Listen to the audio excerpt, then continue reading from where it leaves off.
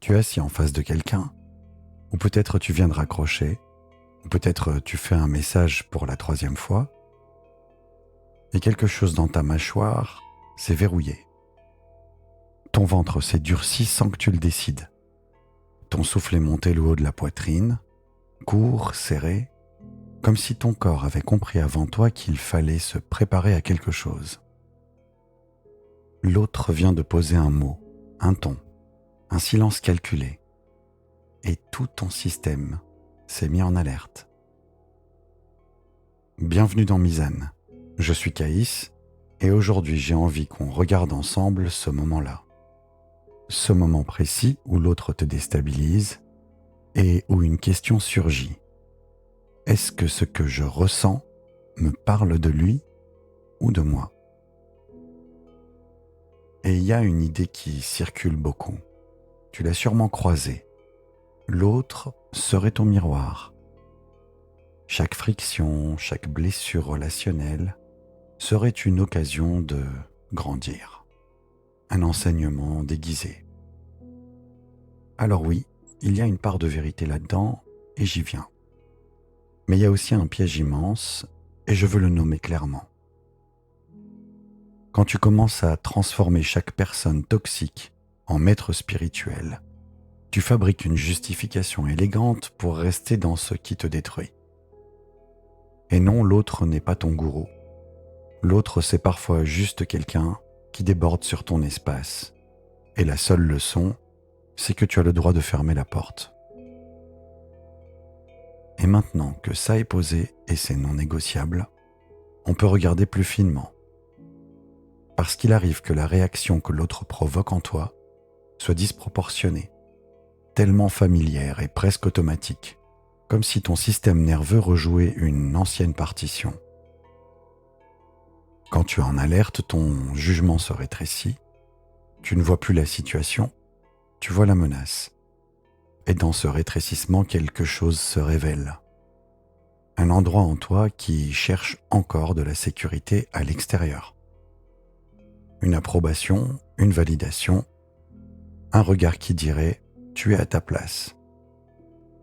Et ça, c'est le signal, pas l'autre. Le signal que l'autre active malgré lui, ou parfois très volontairement. Pense au bambou. Quand le vent souffle fort, le bambou plie. Et c'est précisément parce qu'il plie qu'il ne rompt pas. Ses racines tiennent, son axe reste, mais remarque bien, le bambou ne va pas chercher la tempête. Il ne se plante pas sur la crête en se disant que le vent le rendra plus fort. Il plie quand le vent vient et il revient à sa verticalité quand le vent passe. Toi, c'est pareil. La maturité ne se fabrique pas uniquement dans la crise. Elle peut naître dans la constance, dans la douceur, dans ces jours sans éclat où tu choisis simplement de rester cohérent avec ce que tu ressens. Et l'idée que la souffrance serait un passage obligé, c'est un récit qu'on se raconte après coup pour donner du sens. Et donner du sens, c'est précieux. Mais confondre j'ai intégré cette épreuve et cette épreuve était nécessaire, c'est une erreur qui peut te coûter cher. Et ce qui compte, ça n'est pas la nécessité de l'événement, c'est l'intégration. C'est ce que tu fais avec ce qui t'est arrivé qui le rend profond, pas l'événement lui-même. Alors concrètement, quand l'autre te met en tension, tu as 3 mouvements possibles. Et aucun n'est supérieur à l'autre.